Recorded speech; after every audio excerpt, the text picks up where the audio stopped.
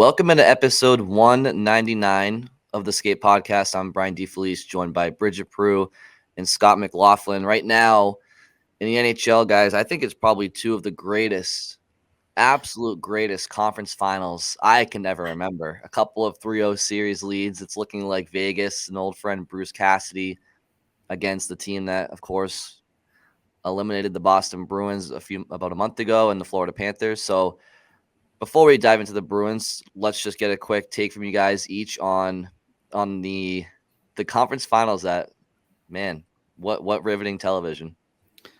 Well, what really stands out to me is how Florida has just stayed red hot, but two, how it's almost changed how they've done it. Like against the Bruins, it was all about offense, a very high scoring series, which we know is not the series the Bruins would have wanted to play. It did kind of fit more of the style that Florida has been. Didn't think either team got very good goaltending other than maybe a game here or there. Since then, for Florida, it's been all about Sergei Bobrovsky. He's on like an absolute heater for 2 rounds now. I think he's up to like a 980 something save percentage in this series. Like it's just crazy. It's Tuukka in the 2013 conference finals, that sweep over Pittsburgh, where it was like, all right, like, yeah, they're doing a good job defensively, but like he's just straight up not getting beat. Like he's just a brick wall. There's absolutely nothing you can do when you run into a goalie like that. And obviously, we know Bobrovsky has been a 2-time Vezina winner, so it's been in there somewhere, but it's just been years since we've seen this. And, if you're the Panthers, I mean, what a time to get this kind of performance from him. And if he keeps it up, like they're probably going to win it all. I mean, Vegas is a really good team as well, but they, and Aiden Hill has played well for them, but Bobrovsky is just totally taken over. And like, Florida hasn't really had to score all that much. Their 5-on-5 scoring has dried up a little. Some of that's Carolina, but like it hasn't even mattered with the way Bobrovsky's been playing. So that's kind of been my biggest takeaway watching this is just like, the Bruins didn't even run into that Bobrovsky, honestly. And still, they had Alex Lyon to start the series. Yeah, it's crazy. And it's almost like if the Bruins had faced this Panthers team and like Bobrovsky just went off like this, you'd be like, all right, well, what are you supposed to do?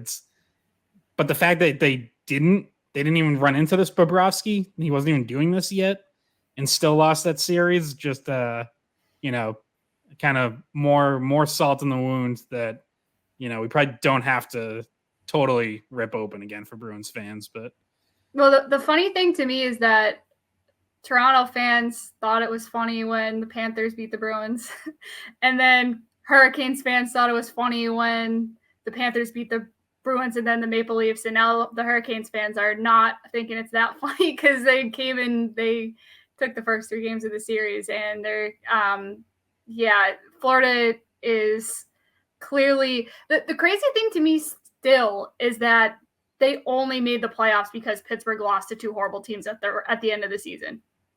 Like they really were not set. They didn't set themselves up to make the playoffs except for actually Alex Lyon starting to get hot towards the end of the season without Bobrovsky, but it still kind of makes me wonder what would have happened. Like, say Pittsburgh somehow wins that 1 game and Florida is not in the playoffs, like completely different playoffs, because Florida, they did make it and they've made the most of that opportunity. And they definitely have been playing it. This has been said a few times. They've been playing for their season for a while.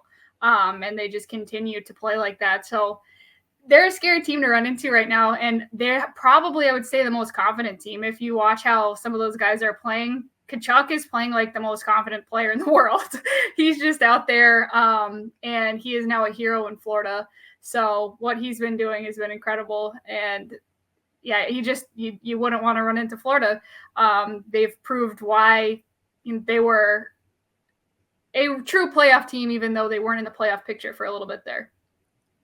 Well, what should be infuriating to Bruins fans, and I know Scott didn't want to rip off this Band-Aid, but isn't it just the way that the Bruins, of course, have to be that first team to spark this Cinderella run and spark this confidence for Florida? They have to be the original doormat. It's just, yeah, the Bruins are a bunch of jackals for losing to them in the first round, and it never should have happened. And now this fantastic Cinderella 8th seed Stanley Cup run for Florida is it ignites because the Bruins couldn't do what they were supposed to do. So good job, Bees. All right, so we have a nice little mailbag segment to talk about for the rest of this episode. Yes. Before we do, Bridgette, we have a new intro.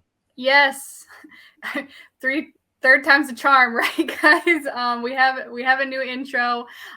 This idea came to us during the season because the Bruins PA announcer Jake Zimmer is somebody that I've known. Scott met him since he started doing the PA, and Scott came up to me and was like, "Why don't we have him do it?" So we got Jake Zimmer to record our open. So brand new open that I put together the other day. Thank you, Jake, for doing that for us. I think it makes it better because if you've ever been to the Garden and you've heard, a goal get announced or whatnot, that's Jake now. So thank you, Jake, for doing that. Yeah, hugely appreciated. Fan of the pod, Jake, as we know. Definitely talked to him about podcast stuff a few occasions. So he's my former broadcast partner as well. So that's why I thought of it. I was like, I don't know, talk to Jake about podcast stuff, and and we were we had been trying to get a new intro for a while because, quite frankly, our old one, I loved our old one, but it was long. And that's not recommended in podcasting now to have that long of an intro. So we had to shorten it up at some point anyways. And, wanted to do something that would, that people would like and hopefully recognize, and not just have it be kind of, just a random voiceover guy who I'm sure would have done a fine job. But not to shit on the last guy, but he messed up our intro and said Scott McLaughlin and said this is Skate Pod instead of this is the Skate Pod, and I was like, I can't use this. Yeah, the old. This is our new one, and we like it so much better. The original intro was appropriate at the time because we were taking over for Ken and Matt Kalman, and we wanted to keep a little bit of what the taste of what they started for the Skate Podcast. I mean, it's crazy to think. I mean, we took over, I think, at episode 42, right? And here we are, one away from 200. So it's been a while, but we definitely wanted to, tip our cap to them who started it. And then at the time, we were only doing one episode a week, and once we went up to 3, yeah, it's a bit of a long intro. So thanks to Jake for the new and improved, and yeah. So now this is the second episode that we're doing, I believe, regarding Mailbag, and this is something that Scott, Bridgette, and I really wanted to do throughout the summertime because, of course, there's going to be different milestones. You get the draft and free agency throughout the summer, and other things to talk about, development camp, blah blah blah. But it can get a little dry in the summertime. But because of our listenership and listener engagement, you guys are quite literally providing us with an extra episode a week this summer, and so this is the second one of those, and we really appreciate the comments, questions, feedback,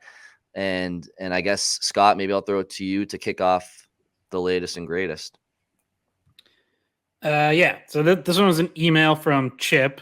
Our email is skatepod@weei.com. You can also send us questions on Twitter @theskatepod or on YouTube for people who have been watching there. YouTube.com/WEI video. All of our episodes get posted there, courtesy of Bridgette, part of all the extra work she does on top of just being one of the co-hosts. So Chip had talking trade possibilities, which we've covered a little bit, but he says, wouldn't it be best for the Bruins to trade a player or two to anyone who is willing to take them? Hall, Allmark, etc. Whatever you get back, even a later round pick, is worth the money to sign a player like Bertuzzi.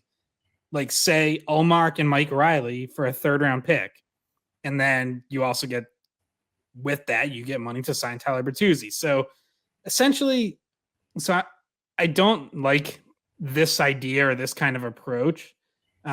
Essentially, the idea is that you take less to like get rid of, to dump a contract or whatever, because the added benefit is that you get to sign someone like Tyler Bertuzzi, and Chip's almost like factoring that into the trade. I don't like this because I just don't think it's a good way to operate. Like, you can't, even though, yes, we know the Bruins are trading from a position of not having a ton of leverage because teams know, they have to clear out salary somewhere. You can't just like give guys, especially if it's a Taylor Hall or Linus Ullmark, like you can't just give those guys away for a mid to late round pick. You very quickly become an organization that other teams are gonna keep trying to take advantage of, and you're gonna have a really hard time winning trades in the future because they're gonna point to this trade and be like, hey, you only got a mid-round pick for, Vezina trophy winner. Like, why would we give you a first-round pick for someone else? So you can't do, like, I get the thinking that, hey, you just got to do whatever to free up some money, but you can't lose trades, at least not badly. Like, to me, if you're trading Linus Ullmark, which I've said I'm open to, it's for something really good. Like, whether it's getting back in the first round, whether it's a top prospect, whether it's to address the center position, whatever it might be, like, it is not a salary dump. And I would say the same thing about Taylor Hall. Like, he's coming off a good playoff run. I think he still has value around the league. He's not a guy I'm just giving away. There are other guys that, yeah, I might look to do that and just take anything. Chip mentioned Mike Riley, like that, yeah, okay. Mike Riley spent all season down in Providence. If you can get anything for him, great. I would even say the same about Forbort. Like, I think Forbort's, while you like some of the things he brings, is relatively replaceable. So if someone wants to take $3 million off your hands for him, like, cool, give me the 5th, 6th round pick, whatever it is. But you can't do that with guys like Ullmark and Hall. Yeah, I think the good news is that you don't have to, because I think when this is something we've covered in past episodes, there's plenty of teams that are out there that would be looking for an Ullmark and be willing to give up, because there's, I think, a decent amount of teams that would be looking into, if they hear he might be available, looking into him. That drives up the price for him. So that means that you're probably never even in the situation like, oh crap, no one's inquiring, No, there's going to be multiple teams inquiring, more than likely. Even if he's not available, I'm sure there's going to be phone calls made. So you're not going to be in the position where you're like, oh, I guess we'll take a second rounder for him, because I think you're going to have, just because of the player that Ullmark is, you're going to have much better offers to start with. There's not going to be like an insulting offer that you're like, I guess we'll take it. So I think the good news is just that that's probably not where you are, and you probably can get a higher round pick or prospects for someone like Ullmark, in particular, Hall as well. So the good news is you probably don't have to worry about trading for kind of, a later round pick. But to the second part of this, which is to do anything to get Bertuzzi, which I think is kind of the main point, is that really what Chip is saying is that he really wants them to keep Bertuzzi. And I think a lot of fans would be in the same boat as him. I think the organization probably also is very interested in how they might be able to get him to stay. So guys, in terms of what it would take to keep him, did you want to just hit on that a little bit? Well, Scott, maybe you know a little bit more of the cap gymnastics they would have to get to. I mean, I'm all for whatever it takes to keep Bertuzzi. I know it's not ideal. I guess I would echo what you said, Bridgette. I feel like a 29-year-old, soon to be 30-year-old reigning Vezina Trophy winner, which I think we all know Ullmark would be this summer. You're gonna get at least a first if you trade him, right? I would imagine. I don't think it's. I would have to imagine. So I don't think you'll have to trade for pennies in the dollar for Ullmark. You should be able to get what you need from him. If you don't want to bring back somebody in return that you'll be spending on the cap, if you just want picks, I'm sure that the Bruins can get what they're looking for. But as far as what the Bruins need to do to get to a point where they can potentially afford Bertuzzi by free agency in July, I think probably Scott might be better to answer that than myself. Yeah, so I like to, I've mentioned this before, I like to use Evolving Hockey's contract projections, which, I think are usually pretty solid. Like they're in the ballpark on a lot. And for Bertuzzi, they have him projected at 4 years, $5.5 million per year. If he really liked it here, maybe he takes a little less. Maybe if you go to a 5th year, you get the average annual value down a little. Like, I could potentially see 5 years, $5 million a year. Like that kind of makes sense as a nice round number. So if you're looking at, where to move out, that alone would take up your entire free cap space right now. In fact, 5.5 would be more than you have now. But if you trade Ullmark, that's $5 million. Or if you trade Taylor Hall, that's $6 million. So like you're looking at the right guys in terms of, you probably have to move out one big ticket item in order to sign another. And I'm open to both of those for reasons that we've laid out before, which is, especially if Bergeron and Krejci both retire, then there's a little bit of a retool happening anyways. Like you're not going into next season as a cup favorite. It's not to say you're totally out of it and there's no chance. Like see how next season goes and maybe you're in a good spot. But if that's what happens, like I would rather be looking for the guys who are going to be here beyond the next 1 or 2 years. So Ullmark with 2 years left, it would be the right time to look into moving him. Same with Hall, 2 years left in his 30s. Like those are the kind of guys that you should be potentially okay with trading if it means that you're locking up a Tyler Bertuzzi for 4 or 5 years, through his prime years, through his late 20s, early 30s. Yeah, and I think we all three of us agree that if you can manage it, then you definitely want to target him because he fits in a lot of ways into this organization.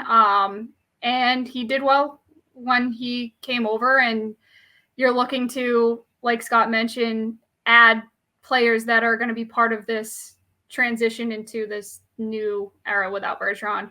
And Krejci. So I think everybody would agree if you can keep him, then sure. But in the past, I just have a gut feeling that he's probably going to get an offer somewhere else that might be more enticing to him. Maybe not even, might not even be about the number. It might be because he'd just rather play there for whatever reason. So it's in his hands, even if the Bruins are able to open up that space. I assume that negotiations with him would be top priority for the Bruins at this point, though they do have a lot of free agents going into the offseason. They have the Pastrnak contract out of the way, so we're not dealing with that again this offseason, and that would be a really scary one. But that kind of leaves time for Sweeney to negotiate with Bertuzzi, and then Krejci and Bergeron kind of gauge their interest in whether or not they're coming back. So once again, Krejci said he would have his decision pretty soon, and we haven't heard it yet, but maybe it's coming around the corner. And as Scott mentioned, I think last episode or the one before that, just because we don't know doesn't mean the Bruins don't know, right? So I guess there's a question about the Bruins' priorities, assuming no Bergeron and Krejci next year, but perhaps you guys wanted to finish off. Yep. Just before we move on, I can actually tell you exactly when we're going to get a Krejci decision. Mm-hmm. It is going to be next weekend because I'm away for a bachelor party, and these guys always announce these things when I am not around. So okay, so I'll be writing is what it sounds like. I'll be writing. Circle June 3rd and 4th on your calendar. That's when that's coming. Well, what happened last time when you went away to Europe for about a week or two? What dropped then? I forget. Bergeron, it was Bergeron and Krejci. Yeah, it was everything. So it's okay. That's. Well, it wasn't the Zacha trade had happened, but I think it was his introduction. It was his press conference. Yeah. Right. I was on 3 different Zoom calls that one day, or maybe there were 2 days that Scott was gone. I was just on Zoom calls all day with those 3 new contracts being discussed. So yeah, that did happen. That would be our luck. We'll get drunk Scott on here to react to the Krejci news as soon as it happens. But so, did we want to touch real quick on what number we think? Did we already touch on the Swayman number? No, so we can go into that a little bit. So one of our other questions from our YouTube comment from George McElroy was, what number do you think the Bees will have to give Swayman in order to re-sign him? Because he is a restricted free agent this year. So they will be as well as Trent Frederick. So they will be trying to negotiate a contract with Swayman. So guys, I had some of the numbers up, and there's a minimum qualifying offer that you do have to give a restricted free agent. So Scott, did you want to kick it off? I actually don't know. Do you have what Swayman's number is? I gotta put it up. Because so Evolving Hockey projects him at 3 years, 4.1 million a year. I think it'll probably be less than that. I don't think Swayman quite has enough leverage to get over 4 million. My guess is going to be maybe like more in the 3 million a year neighborhood, but that could depend. I mean, goalies are always tough because like sometimes these come in much lower than you anticipate, and sometimes if that goalie can kind of successfully argue that he's already a starter, then maybe that pushes it a little higher. I'm sure the Bruins would like to avoid arbitration and all that. So I think they'll get something done. And my guess is it'll be less than that Evolving Hockey projection of 4.1. I would think maybe knock $1 million off that. Yeah.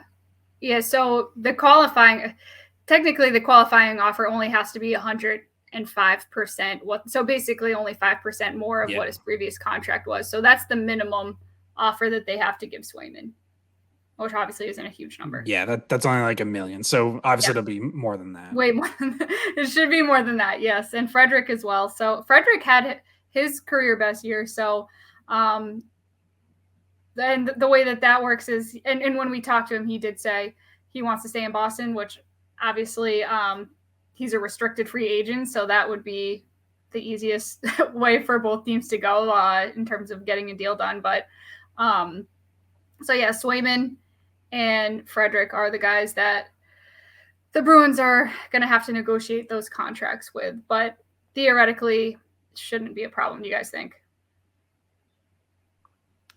No, it shouldn't be. I mean, they're, again, just to like keep the guys that they have to keep just to fill in a roster. Like they are going to have to move some money out at some point. So some of the stuff might drag on depending on what trades come together or whatever, some of that'll probably happen around the draft. But yeah, keeping Swayman and Frederick should not be an issue. I think Lauko's a restricted free agent too. Again, I think he would be pretty cheap money, assuming there's mutual interest.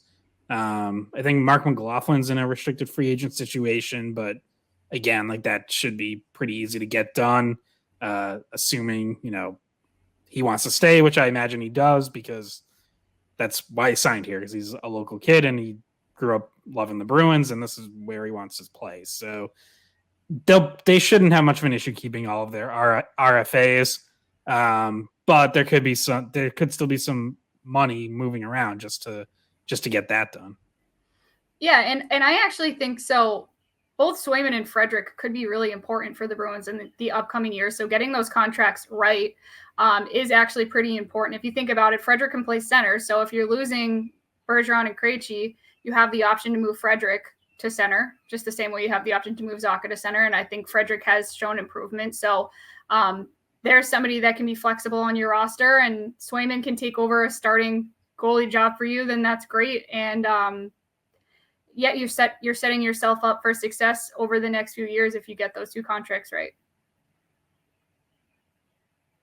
So, Bridgette, do you want to go down a list here with starting with the Bergeron speculation and just question about rehabbing potentially a little bit differently as we go down some of these questions?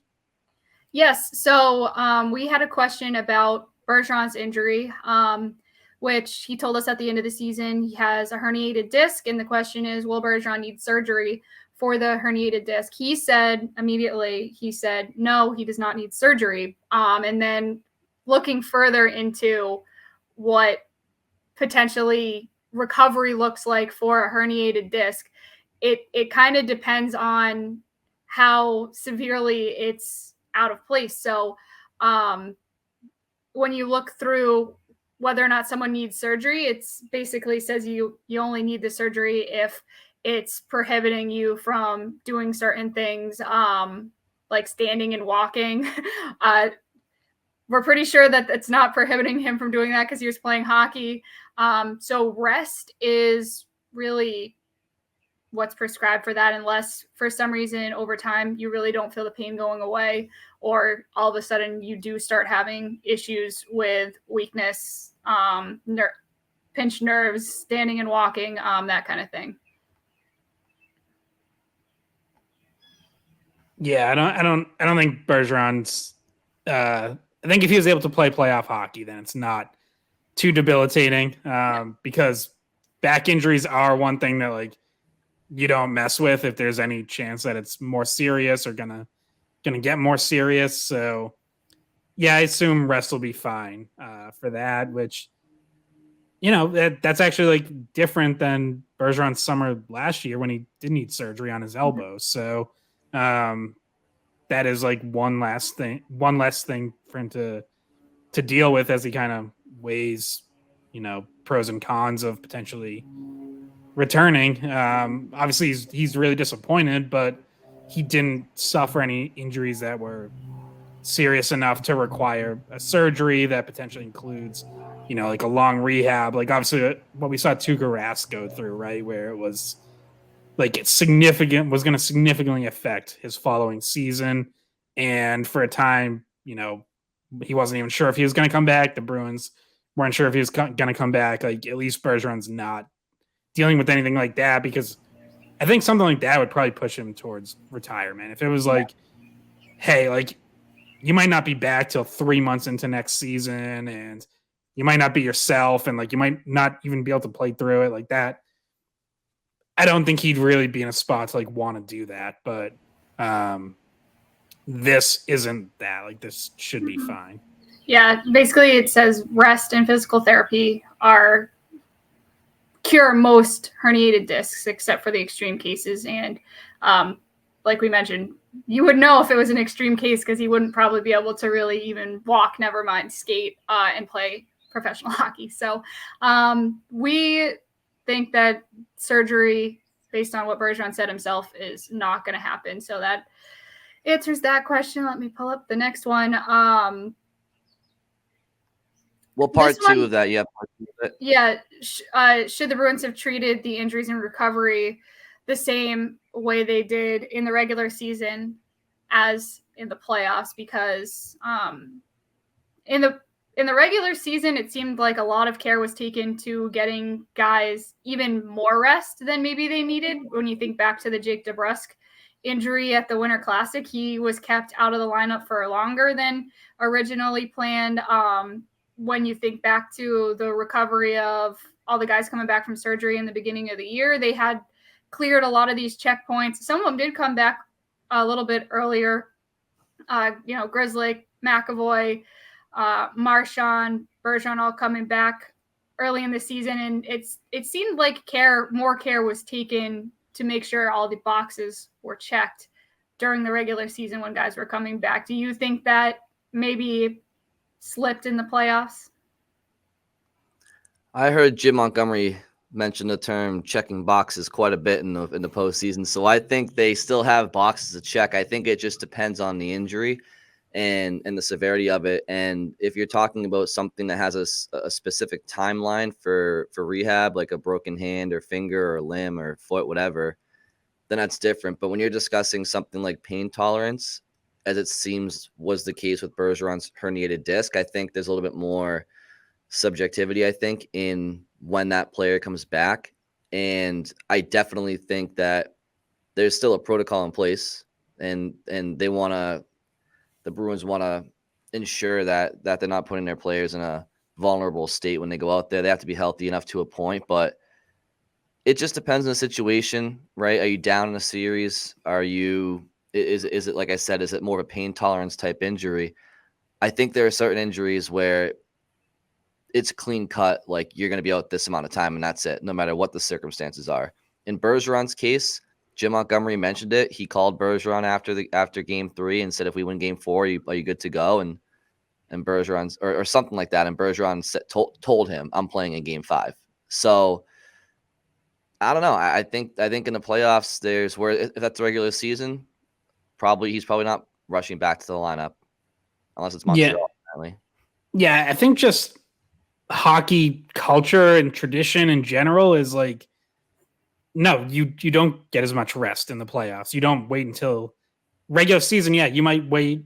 They might say rest up until you're 95%. Playoffs, hey, if you're 70% and you can go out, you play. Now, I do think like there's larger discussions kind of going on about should that change? Like, because players are always going to want to return as soon as they can step on the ice and skate and shoot and take a hit. They want to be back out there, and they're going to say that they're ready to go. I do think there's like a larger discussion kind of going on around the sport a little bit about like, is that really what's best? Like, is it really best to bring a guy back at 70, 75% and he potentially, might actually hurt your team if he can't perform the way that he usually performs? Like, I think that's an interesting discussion, and I don't know what the cutoff would be as far as like, okay, it obviously depends on the player, right? Like, if it's a superstar and you're getting 75%, that's probably still better than the 13th forward you would throw in.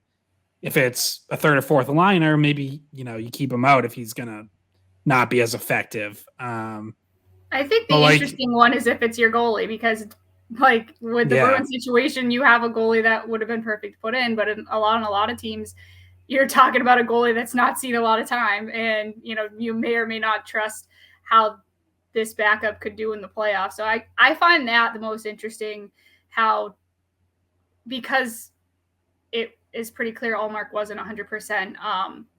That was a big one for how they handled that being mishandled, and other teams it would make sense to not take him out if he was your main guy the whole season and you didn't trust the backup, but.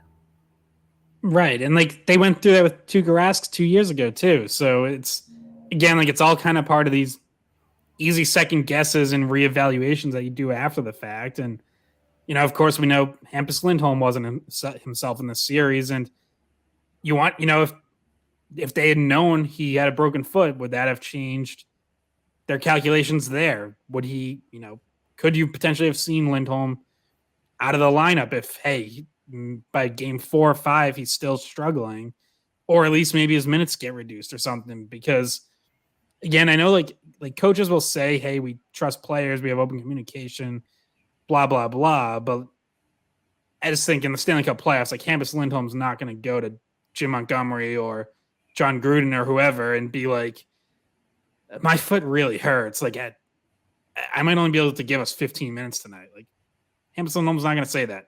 He's going to push through and try to play 25. So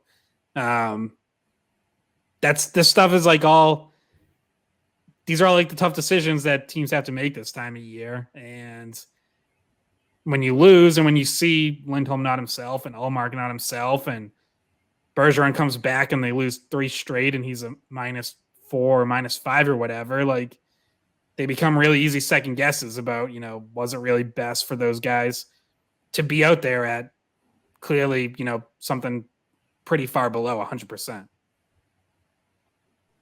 Are we ready for the next question? Yeah, on the future. I was gonna go, yes, into the future, but the second one, because we can come back to the other one later. But just because we don't have too much time left, I'm gonna skip to the one. If Krejci and Bergeron retire, is the Bruins' biggest need centers again? Well, it's certainly going to be number 1 center, you would have to imagine. I mean, I think that the Bruins have 2 priorities. Number 1 would be creating cap space, and you're going to have to do that by allowing a lot of free agents to walk and integrate some internal options in your bottom six and most likely your bottom three forwards. From there, I mean, look, no, if Dmitry Orlov walks, you still have McAvoy, you still have Grzelcyk, assuming he's not traded or anything like that. You still have Carlo and Lindholm. Like you still have a very, very, very, very good top four defense. And up front, yeah, your biggest need outside the organization most likely would have to be at least your number one center. Now, the addition of Pavel Zacha and signing him for a 4-year extension, he's going to be a very, very adequate number two center in my opinion, and could definitely play number one center minutes if asked along the way. And I think as we've seen with the Florida Panthers this year, clearly you don't need to have a stereotypical Stanley Cup roster to go on a Stanley Cup run. Although I do think Florida's roster is better than what most people give it credit for. But what you do need a legitimate number one center. I mean, they do have Alex Barkov. So I think if Bergeron and Krejci walk, the Bruins got to ask themselves an honest question, which is, do you want to contend? Do you still view yourself as somebody who can compete at the highest level in the deepest parts of the spring? Because we know ownership wants that regardless. But they got to figure that part out. And once they figure that out, then yes, if the answer is yes, then you got to figure out who your number one center is. Yeah, and I think it also depends on like what's even out there. Like here, I've said this before, but like one of my developing takes is if Bergeron and Krejci both retire and there's going to be a little bit of a step back, almost no matter what, I'm okay with not like trying to force a move for a number one center this offseason. Like I'm not going to all out where it's like, well, I just need to do whatever it takes, even if I get absolutely hosed in a trade and have to give up multiple firsts and like beyond what we've already given up. Like I don't feel the need to do that and totally rush into it. Like I would be okay with, lining up on paper, your centers being Zacha, Coyle, say Frederick, and maybe Mark McLaughlin as like the fourth line center. Like that doesn't look great. That kind of feels like a few guys playing one line above where they should be. But I'm okay kind of just riding that out and like seeing how the season goes, reevaluating at the trade deadline, seeing where Georgi Merkulov is, seeing what Matthew Poitras does next season. Like try to get like a better idea for how close those guys are to potentially contributing in like a second or third line center role, and just get a better feel for like where you are. Like that there could be options for them to get a number one center this offseason. Elias Lindholm up in Calgary is going into the last year of his deal. Calgary has a new GM. They missed the playoffs this year. No one's really sure yet of like what their approach is going to be or what they're thinking, but he could be one. There's been plenty of rumors that Winnipeg's going to blow things up. They have Pierre-Luc Dubois as a restricted free agent. Mark Scheifele with 1 year left. I don't know how much I love either of those guys because neither one plays defense, and I think there's been like a cultural problem in Winnipeg that would sort of worry me a little bit about getting anyone off that team. But I do really like Pierre-Luc Dubois as a player. Like I think he's talented. He's 24, I think, still. So, like if there's like a deal that makes sense for one of those guys, then sure, go make it. Like I think those are good players that are worth targeting. But if the ask is crazy, like I'm not going totally overboard because I don't think, while I like those guys, like I don't think any of them, immediately get you back to Stanley Cup contender or anything like that. So plus that adds to your cap. Right. That they're all guys who need Bergeron and Krejci, who together had like a cap hit of like $3.5 million together. Yeah. Two people with someone who's going to take a lot more than that. Which is never going to happen. Like if you want to have a number one center, it's not going to be for $1.5 million or $3 million. But so. I'm just saying, like the cap situation, way it is. Right, but it is accurate. Like it is good to point out, like all those guys would be in need of a new contract. You're not trading for Elias Lindholm for 1 year. You're presumably trying to re-sign him to an extension. Dubois is like I said, an RFA who needs a new contract. So, those guys are going to get paid. So that adds another dynamic of like now you have to clear out even more money. So, and then you make your team weaker somewhere else. And, you don't want to make a move that not only makes your team weaker somewhere else right now, but also takes away from what you're trying to build along the way over the next few years. So yeah, Scott, that I think makes a lot of sense. That I wouldn't be in a rush either. If the right guy's not out there for the right number, and it is true, those guys would all be pretty much playing a line ahead of where they should be. I really like Pavel Zacha. I think him and Pasta, assuming those two get kept together, that probably ends up being your first line if Bergeron's gone. Whatever line Pastrnak's on really is going to be your first line if Bergeron and Krejci are gone, I think. So Zacha, I trust. I think moving Coyle up and Frederick up, say he's going to be, their number 3 center, Coyle their number 2 center, or what have you. Yeah, those guys are playing potentially a little bit above where they maybe naturally would be able to, but you never know. Coyle had a good season, and he's getting paid like a number 2 center. So can he step it up?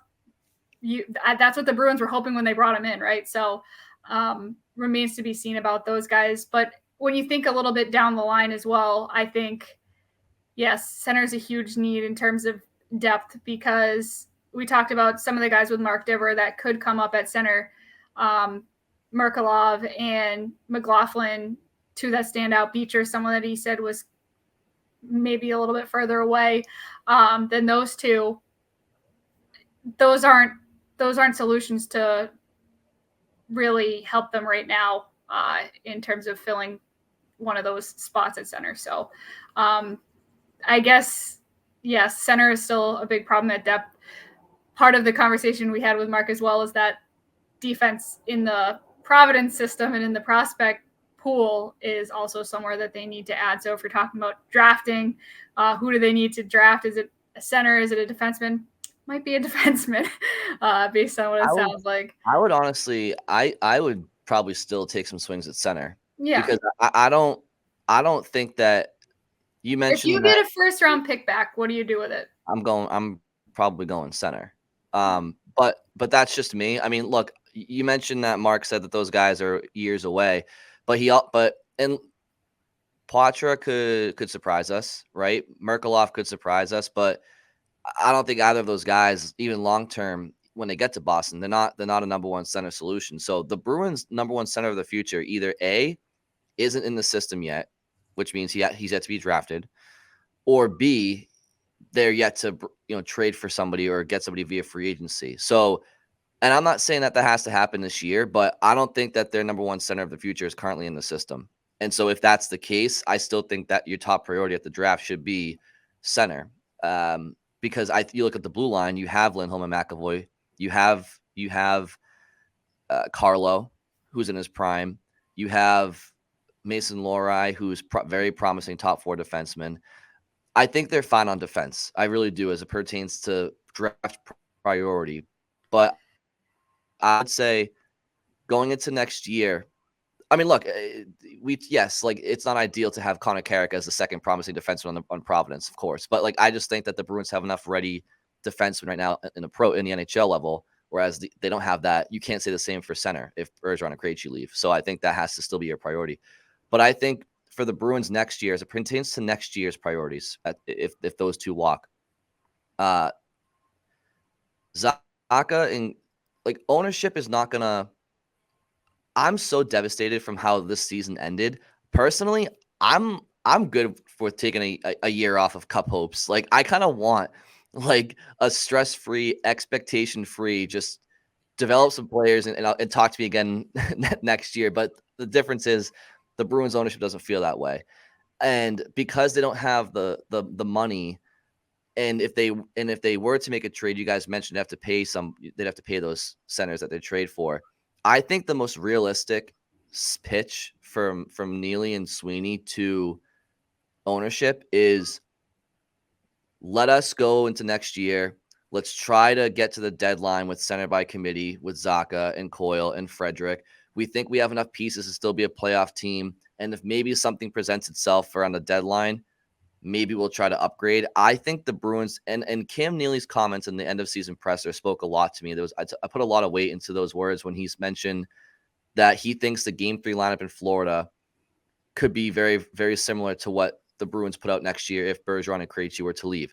That does not include getting a new number one center. That was Zacha, Coyle, Frederick. So I would be very surprised if the Bruins try to bring in a number one center this summer. I think they're probably going to try to just go internal and see where the team is next February. And if they don't see it, they'll play out the spring. If they think there's a chance that they could improve the team, they'll exhaust all options. But I think next October, you're probably going to look at a team like you saw in Florida without Bergeron and Krejci if those two retire.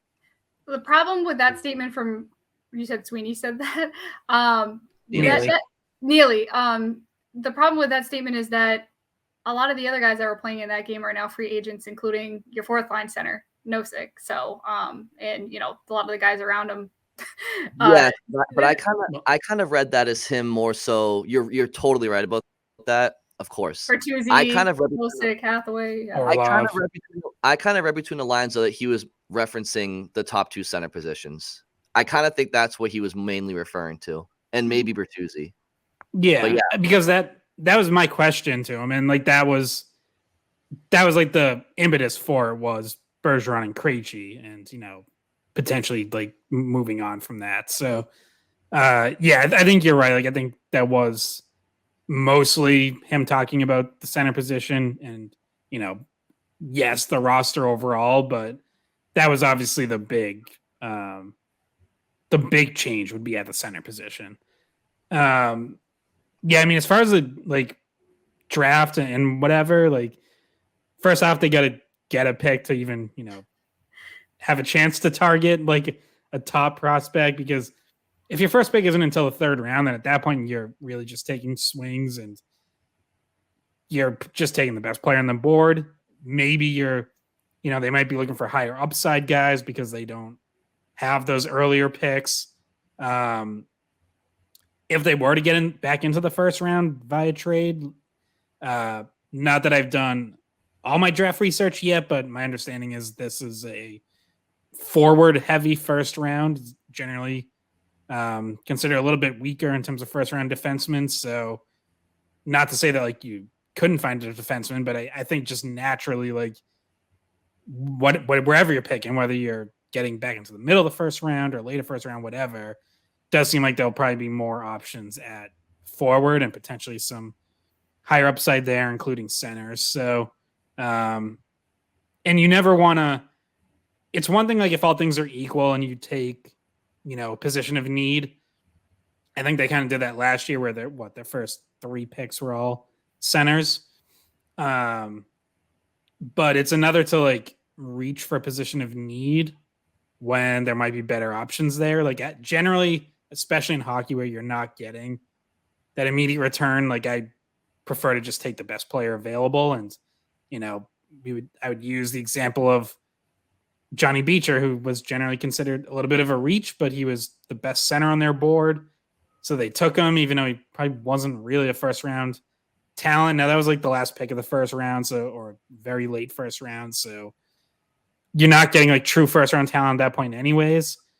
And that wasn't a great draft at that point, honestly, but there were considered to be like more talented players like Arthur Kaliev available at that point. That the narrative was that the Bruins passed because they knew they needed a center. So they reached a little bit for Beecher. So I don't love that approach, but yeah, if they get back into the first round and there's a center there, like absolutely, you definitely want to keep taking swings at that position, because even if you have a bunch of center prospects, like some of them are going to be able to move to the wing at some point. So it's easier to do that than to go the other way and try to turn a winger into a center. I remember, what was it, last year when like Fabian Lysell played 2 games at center for the Vancouver Giants, and people were like, oh, are they going to turn him into a center? And it's like, No, like that'd be like a major developmental change for him.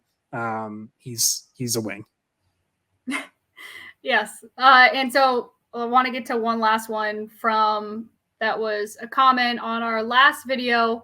And this is somebody that's commented on quite a few of our YouTube videos. Trent Miner said he wants a fourth line of Hathaway, Nosek, and Lucci. And we hear, talk of bringing Lucci back. He is a free agent. So just thoughts, guys, on how would they get Lucci back? Would that be a thing they would do? I mean, Lucic would probably come back for very cheap money. Like he's a free agent. He's going to be 35, I think.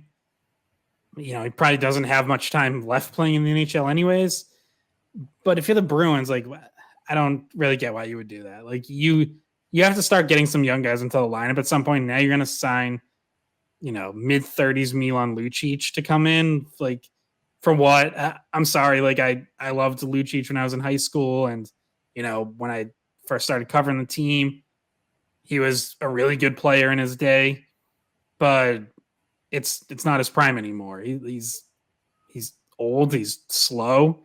He doesn't produce a lot offensively anymore. Like there's not a lot there. He's not. I dare you to say he's never been especially great defensively, and he's still not. So like he doesn't even really fit that kind of like fourth line mold where it's like, oh well, he can be a shutdown physical veteran guy. Like he's not even really that anymore. So I know fans love him, but I don't really see what purpose he would serve. Like unless he's just like get 13th or 14th forward and he's just there for kind of moral support and be a good locker room guy, but you're not wasting any cap space on a guy who's not going to play for you. So to me, that would just block younger guys who should be getting a chance now. I think the comment comes from something that Mark said, though, about what he thinks the Bruins should add. And he said he needs someone on the team that nobody would want to go into the corner with and nobody would want to have to deal with. And Lucic obviously is one of those kind of guys. Yeah, I mean, I don't really see that being an October thing, though. Like, I feel like I think Lucic was hoping that maybe he went to Boston this past trade deadline because he still has buddies on the team and they were on a historic run in the regular season. And I think he saw a chance for him to go try to win a Stanley Cup again in a familiar city with some familiar old school teammates that are still in Boston. I think you take Bergeron off this team, Krejci off this team, even if the Bruins wanted him, I don't think Lucic would really want to pick up his family and move 3,000 miles east. I think it's just I think maybe he would have done it for a couple of months this past trade deadline, go for a playoff run, stay with one of his buddies in Boston while the family's home in BC. But first of all, it's just everything Scott said. It's not in the Bruins' best interest to bring him in at all. Like they're trying to shed money and go young, especially in the bottom six, right? And like Nosek and Hathaway, I would be very surprised if either one of those guys were wearing a Bruins jersey next year. So I don't think that's what the Bruins are trying to do philosophically. And I don't think Lucic has any interest in coming to a Boston team with potentially no Bergeron and no Krejci and a half-assed chance of making the playoffs. So love Lucic, great guy, awesome Bruin, but it just doesn't make sense, I don't think, for either party this offseason. I mean, correct me if I'm wrong, but you guys also weren't for bringing back Foligno, right? For not necessarily the same reasons, but similar reasons.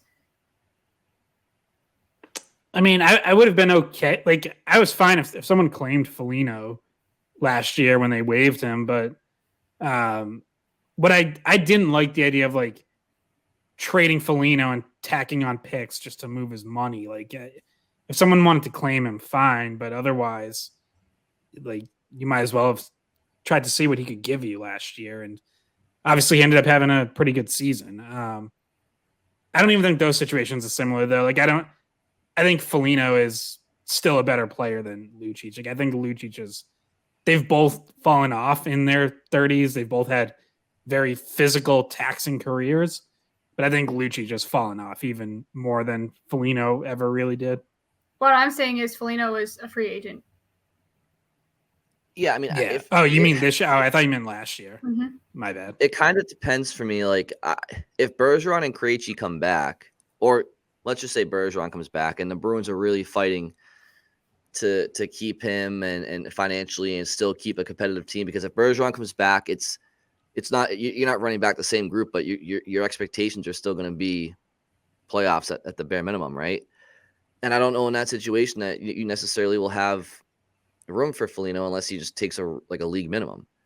However, if Bergeron and Krejci both retire, in that situation, I still could see I could still see value in having at least one veteran guy on the roster who's been a captain in this league to still be that presence for a very young team, a much younger team. So I think if Bergeron and Krejci decide to hang him up, I think the value for veteran leadership, at least one guy outside of Marchand, I think that value goes up. But ironically, if they bring back some of those guys, it might be tougher for them to keep them. So, I like Foligno a lot. I don't think he's going to break the bank to re-sign in Boston either way.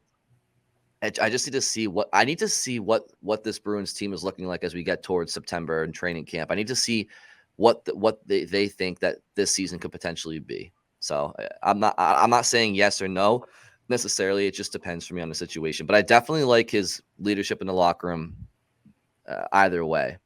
Yeah, he's a good guy, good player. Well, I would say guy. like definitely would not go over $1 million for either Foligno or Lucic. But if I have the option between maybe one of them for less than $1 million, like for a league minimum type thing, I would rather have Foligno. One, he's already here right now, so he's been with this group. Lucic has only been with, for guys that are left from when he was here, Marchand, Bergeron, Krejci. Yeah, Foligno does have leadership, and he had a good season last year. So, yes, I would be okay with that. But if it's going to be for anything more than like league minimum or 900,000, then I think the Bruins have to go really cheap, like at the bottom of the roster. That's just the reality of their situation. Scott, how dare you forget about the combination of Ryan Spooner, Milan Lucic, and David Pastrnak? That's true. Yeah, you're right. How long has Ryan Spooner been out of the league? God. Oh, that guy. I remember him. Oh, God. Yeah, Scott, how dare you? Yeah, Ryan Spooner got traded to the Rangers, I think, right? And just turned into the best player in the world for about 2 weeks and never heard of him again. Yeah, right. It was like the same thing when they traded Ryan Donato. Like he was hot right away with Minnesota and then, settled into reality. Yeah, swivel hip Spooner. Always had that speed move down the wing where he'd open his hips up. Yeah. He actually was playing some of his best hockey as a Bruin when they traded him. And then he had a good finish of the season with the Rangers that year too. I think that was 17-18, but yeah, I mean, obviously if he wasn't able to stick around the league, then it must have been an anomaly. So yeah. Any other of these mailbag questions you guys want us to rifle through, or? I think we're good. I think we can keep some for the future. We've already gone an hour, so good. Perfect. The only thing I was gonna say, and we're probably running out of time, I wasn't gonna go back and forth with Mark because that episode was also running long, but I disagree on the idea that you need an enforcer type or someone people are gonna be scared of. I kind of think that era is gone, and I look around at the teams that are still playing now, and I'm like, they don't have that guy, and it hasn't hurt them. So, if you can find one who can also play and be a meaningful contributor, awesome. It's an added bonus, but I don't think it's something that you need to go out of your way to try to address. Yeah, no. I mean, if you think about the way the team was built last year, Greer, I would say he would step up for you. Frederick, Foligno.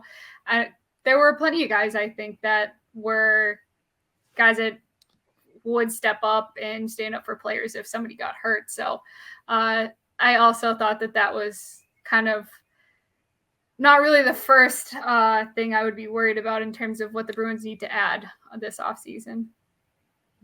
I would agree with you guys, but I will ask you this, though. Let's say hypothetically that, because I don't think this Bruins team necessarily lacked team toughness. I don't think they were the toughest team, but I don't think they lacked toughness, and I don't think they lacked pushback and willingness to stand up for one another. But I'm just going to ask this question. So this past year, they lost to Florida in 7 games, and I think what was that, Scott? Oh, sorry, never mind. I thought that I thought that I was wondering like if he's barking at what's in the background, because I think someone is driving by like with their bass blasting. So yeah, that was Melvin, guys. I don't know if you can on YouTube see him. He's kind of in the shadow back there. Sometimes he just wakes up from a dream and he's angry. I don't know. He was barking at something in his dream. Who knows? 1 hour was long enough for him to stay silent. He is ready to talk. He did a good job. I'll just cut to the chase that before Melvin barks again. Matthew Tkachuk and Sam Bennett in particular, I thought were very effective in getting under the skin of the Bruins. Radko Gudas was another one. If Ryan Reeves is on the Bruins in that playoff series, do you think that those players don't care and they're still going to do what they're going to do? Like, do you think they're running around as conscious free if a guy like Reeves is there to just, or do you think guys like Bennett and Tkachuk and Gudas are such gamers they don't care? Like they'll get their heads taken off if it means doing what they have to do anyway. Yeah, I don't think they care. I mean,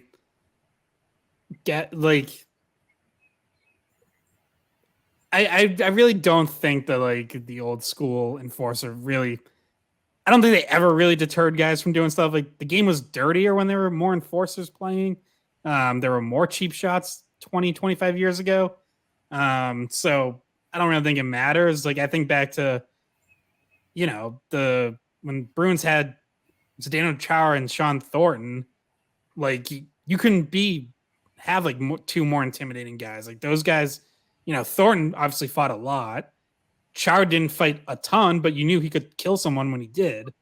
And yet, like, you still had dipshits like Matt Cook running around taking cheap shots. So, like, certain guys just aren't going to care, no matter who's on the other team. Like, in a way, I think, and I'm not putting Tkachuk, Bennett, Gudas in that category. Like, they're not Matt Cook, but I don't think it's really all that much of a deterrent. Like, honestly, I think if you had Ryan Reeves, Matthew Tkachuk would be like, go ahead, put Ryan Reeves on the ice at the same time as me.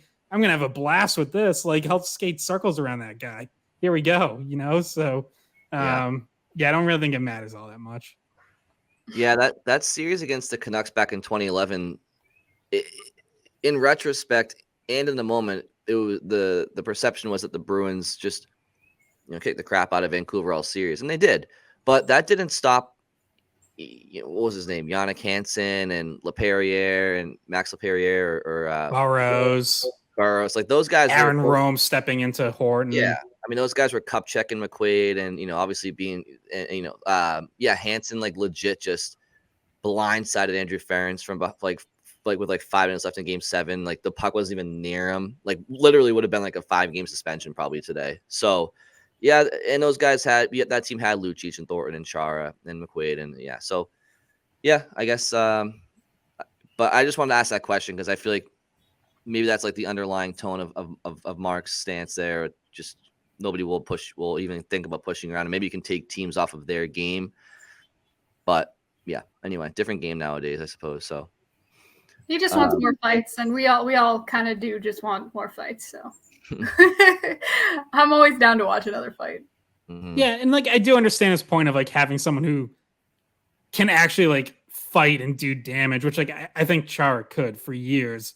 Whereas, Bridgette, you listed off like the guys who are willing to fight on this team, and absolutely they have some of those guys, but they're all kind of like wild swingers where it's like they're gonna cock back and like just throw like crazy, but they probably land like 1 out of every 12 punches. So, like how much damage they're not Sean Thornton, who in the offseason just boxed every day.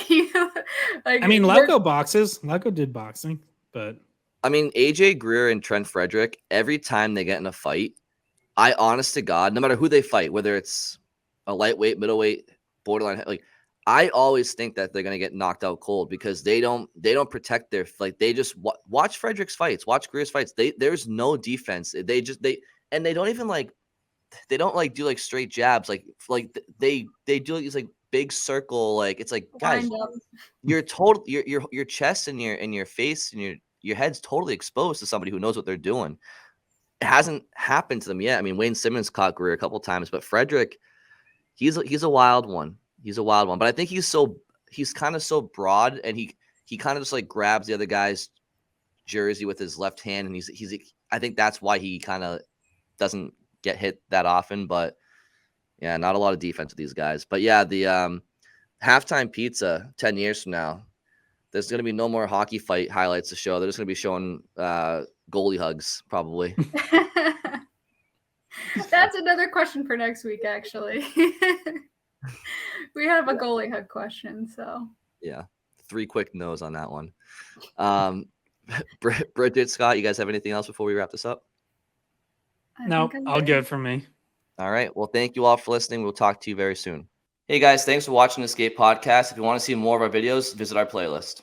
Not in front of a screen. You can listen to us on Spotify, Apple Podcasts, or wherever you get your podcasts. Don't forget to follow us on social media. And if you enjoyed this video, please don't forget to give us a thumbs up, subscribe to our channel, and leave a comment.